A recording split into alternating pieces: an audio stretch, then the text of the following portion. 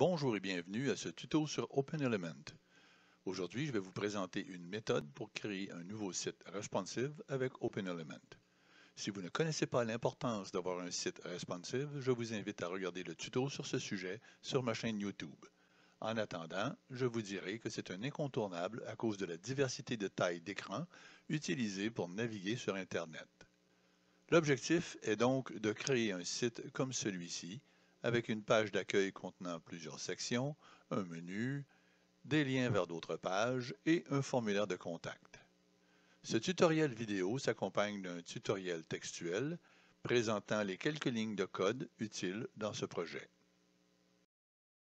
Je suppose que vous avez déjà consulté la liste des modèles de sites disponibles via le logiciel, ainsi que les modèles supplémentaires offerts ou vendus par Sensod et que vous avez décidé malgré cela de faire votre site sans modèle. La première étape, c'est d'avoir un plan.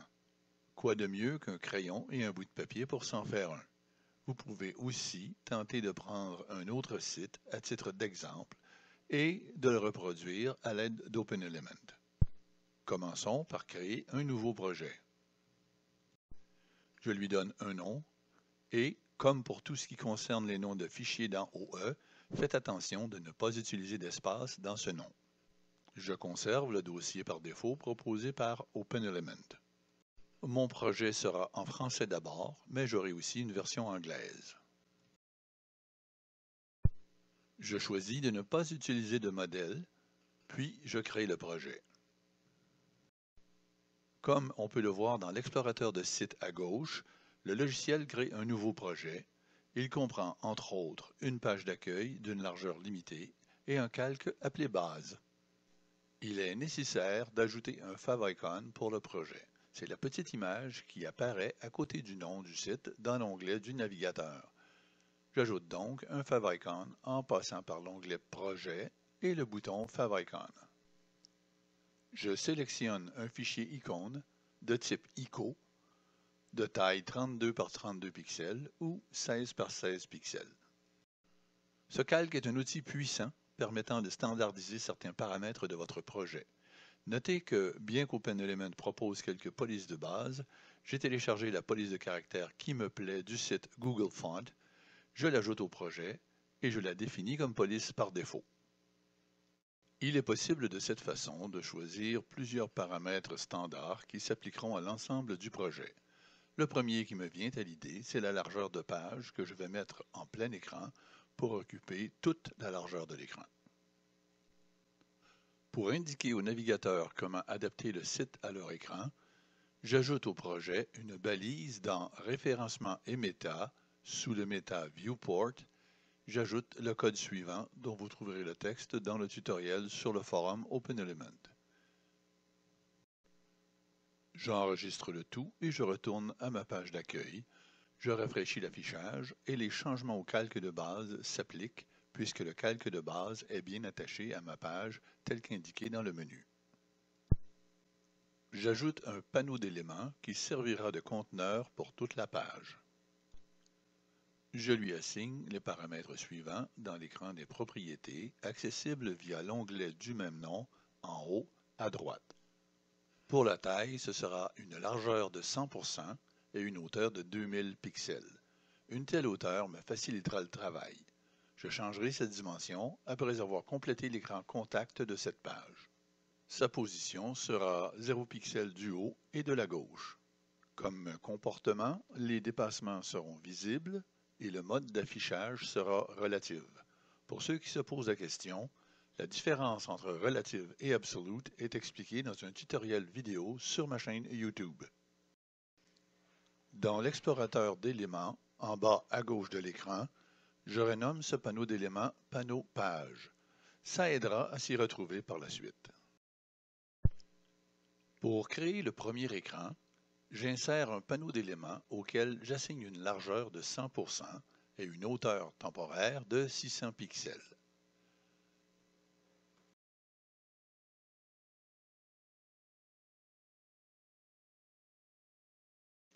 Les dépassements seront visibles et le mode sera relative.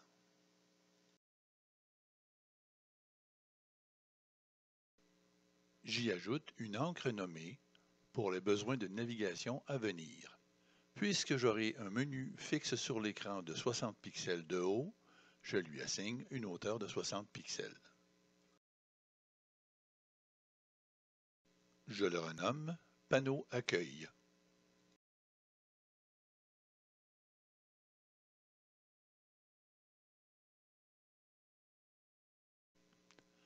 Je le recopie 3 fois. OpenElement m'alerte que les encres portent le même nom, mais il les renomme quand même.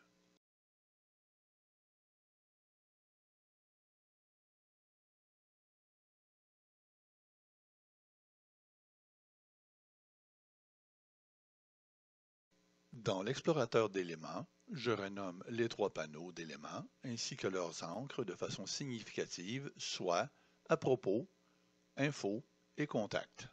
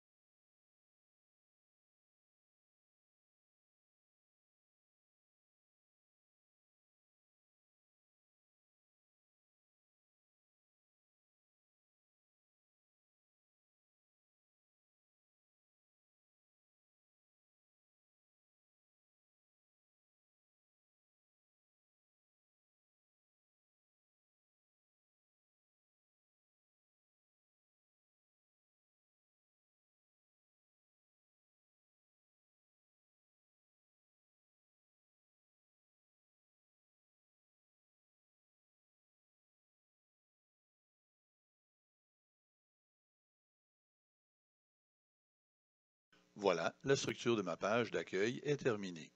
Je passe maintenant au panneau d'accueil.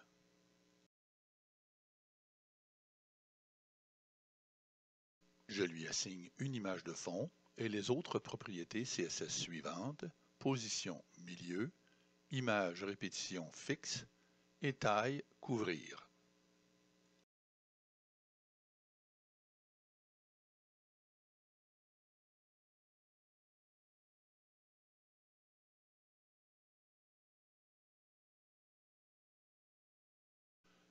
J'ajoute un panneau d'éléments dans lequel je mettrai le titre et le sous-titre. Notez qu'il se positionne sur la ligne rouge qui apparaît au survol. S'il tombe au mauvais endroit, il peut aisément être déplacé de la façon suivante. Je lui assigne des marges extérieures de 15% en haut et à gauche. Il s'agit de 15% de la largeur de l'élément parent, soit le panneau accueil. Les dépassements seront visibles et le mode d'affichage relatif.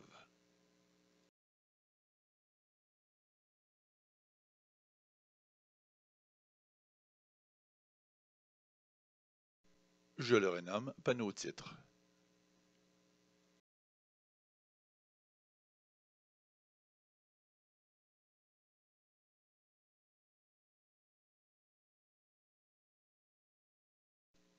J'insère 3 éléments texte simple ligne.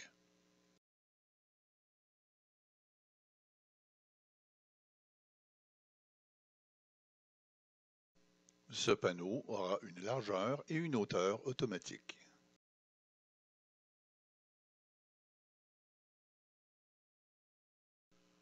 Mon titre aura 72 pixels de haut, sera de couleur jaune et aura une balise titre H1. Attention, il est de loin préférable d'assigner la configuration au bloc de texte et non pas au texte dans le bloc. Je sélectionne donc le bloc en ne cliquant qu'une fois pour y appliquer ces changements.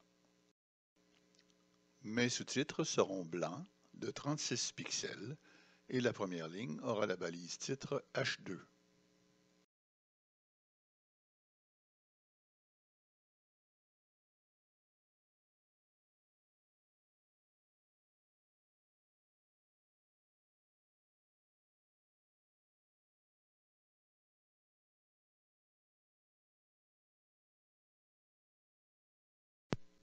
Ce premier panneau devra remplir tout l'écran.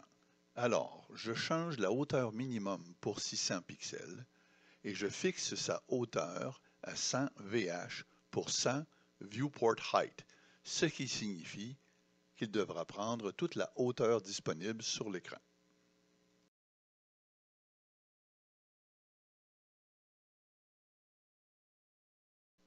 En utilisant la Media Edition, je vais modifier certains comportements selon la taille de l'écran du navigateur.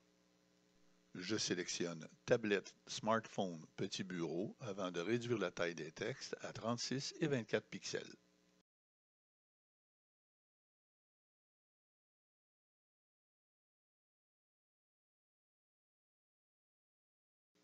Pour faire un site bilingue, je sélectionne la langue et complète la traduction.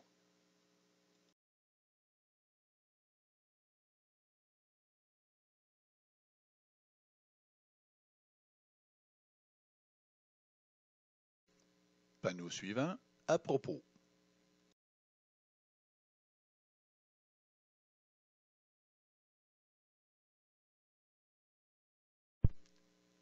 J'ajoute un bloc de texte multiligne juste sous l'encre, puis j'y insère le texte.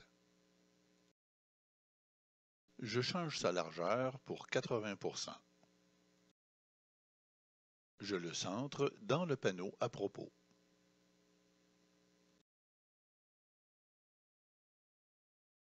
J'ajoute un titre à ce texte.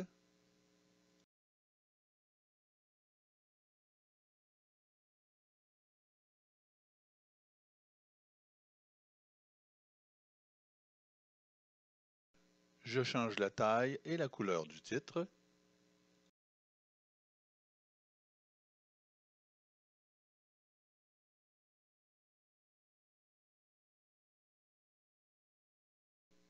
J'insère une image juste avant le titre. Je configure le flottement à gauche.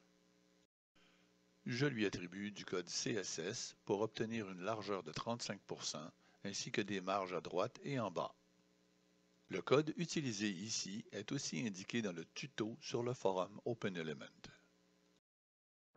J'utilise la Media Edition pour modifier la largeur du texte à 96% sur les écrans plus petits.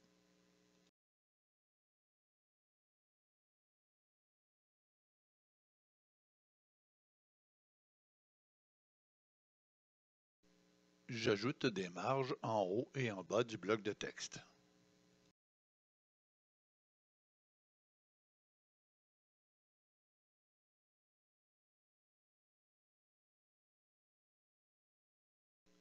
Je configure la hauteur du panneau à propos en mode automatique et le tour est joué. Maintenant, le panneau d'information.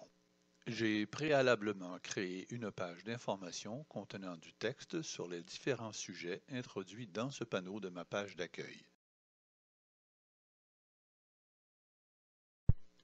Je vais avoir besoin de plus d'espace de travail temporaire dans ce panneau. Je change sa hauteur pour 1400 pixels. Je change sa couleur de fond. J'insère un panneau d'éléments de 700 par 1100 pixels avec dépassement visible et le mode Relative, puis je le centre.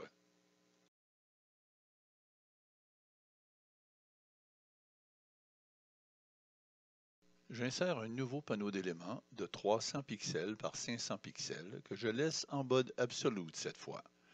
Les dépassements seront visibles.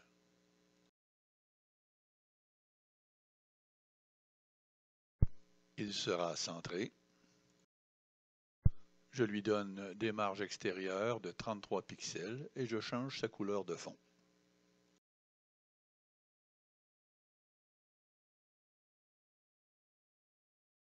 J'y insère un élément image à laquelle je donne une largeur de 300 pixels et la positionne en coordonnées 0, 0 à partir du coin supérieur gauche.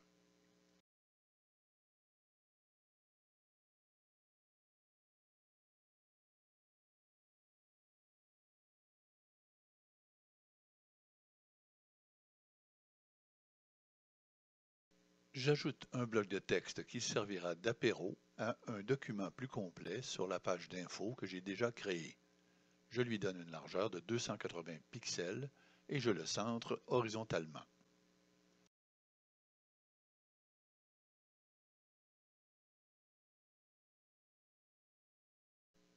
J'y insère le texte que j'ai déjà prévu à cet effet et je lui donne un titre.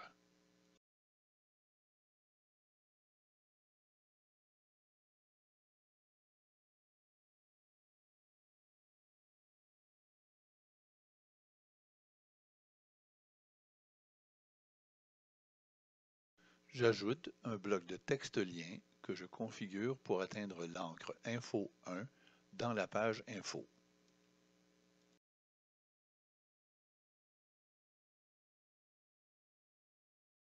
Je le positionne aux coordonnées 0, 0 par rapport au coin inférieur droit.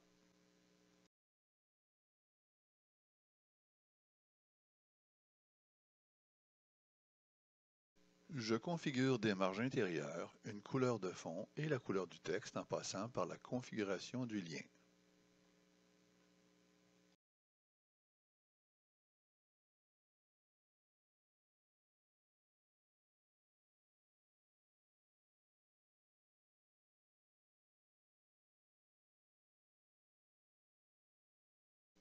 Je change le texte contenu pour Voir plus.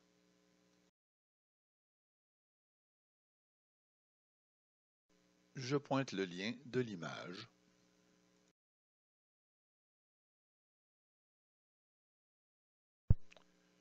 Je recopie ce panneau d'éléments.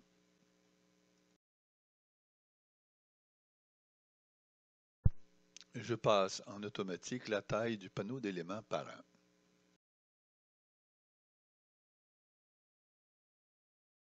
J'ajuste les liens, le titre, le texte et l'image du deuxième panneau d'information.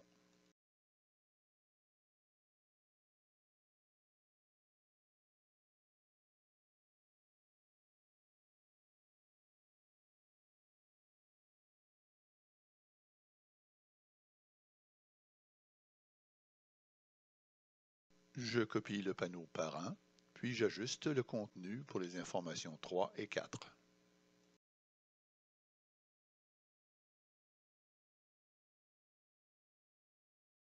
Je passe la hauteur du panneau Info en automatique.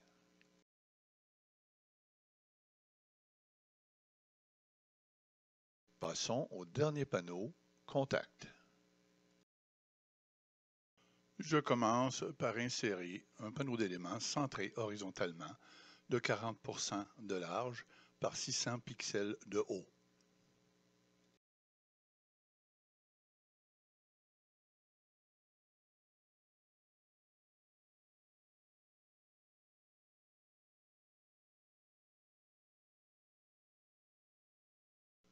Je change sa couleur de fond, j'ajuste le mode et les dépassements. J'y insère deux champs de saisie de texte, un champ de saisie de texte multiligne et un bouton de formulaire.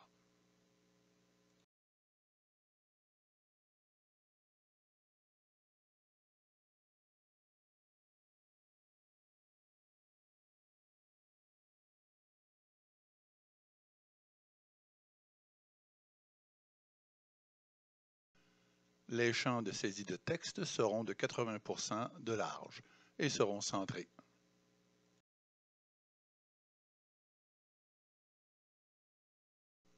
Je leur donne des marges externes de 10% et j'enlève la marge du bas.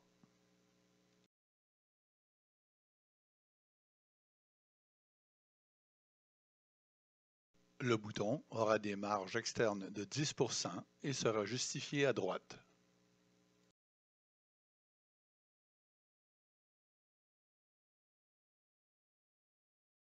Le panneau d'éléments sera de hauteur automatique.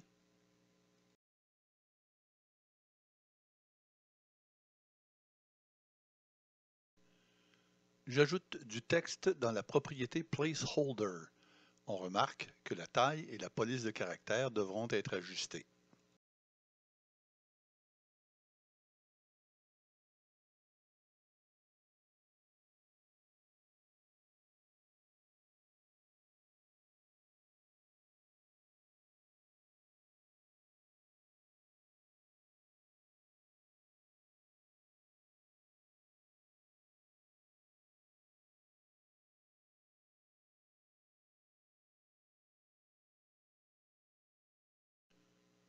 Pour ajuster le texte des trois champs, je passe par zone de style et champ de saisie de texte.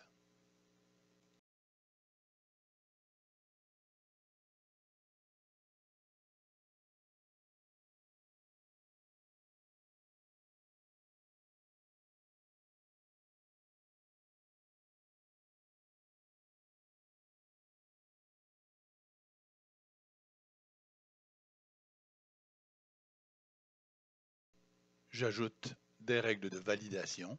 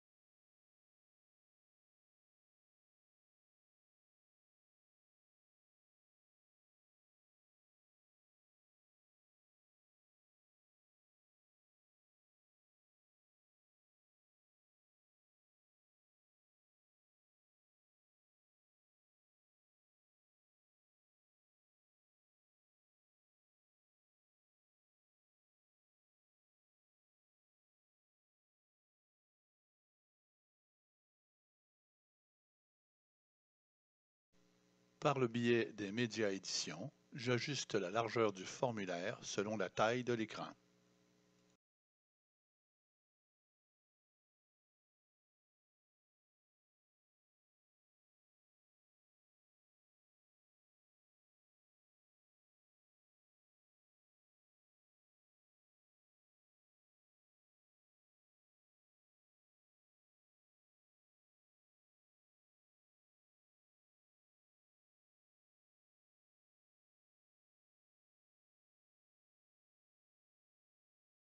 J'ajoute l'élément Envoi par email sur ma page. J'y configure l'adresse courriel qui recevra les messages des visiteurs, le sujet de ces messages et, suite à de récents changements dans les politiques de sécurité Internet, l'adresse de l'expéditeur qui doit obligatoirement être une adresse du même site. Si mon site porte le nom de domaine monsite.com, noreply@monsite.com est valable même si elle est inexistante.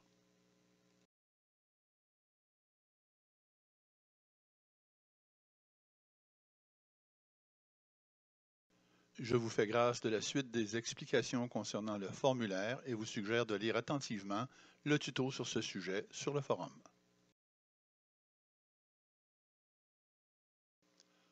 Pour ce qui en est du menu, j'ai simplement suivi les directives de mon tuto pour un menu responsive disponible sur ma chaîne YouTube. Voilà qui termine ce tutoriel sur comment créer son premier site avec OpenElement. Avant de quitter, n'oubliez pas d'aimer cette vidéo sur YouTube. Merci d'avoir pris le temps d'écouter cette vidéo.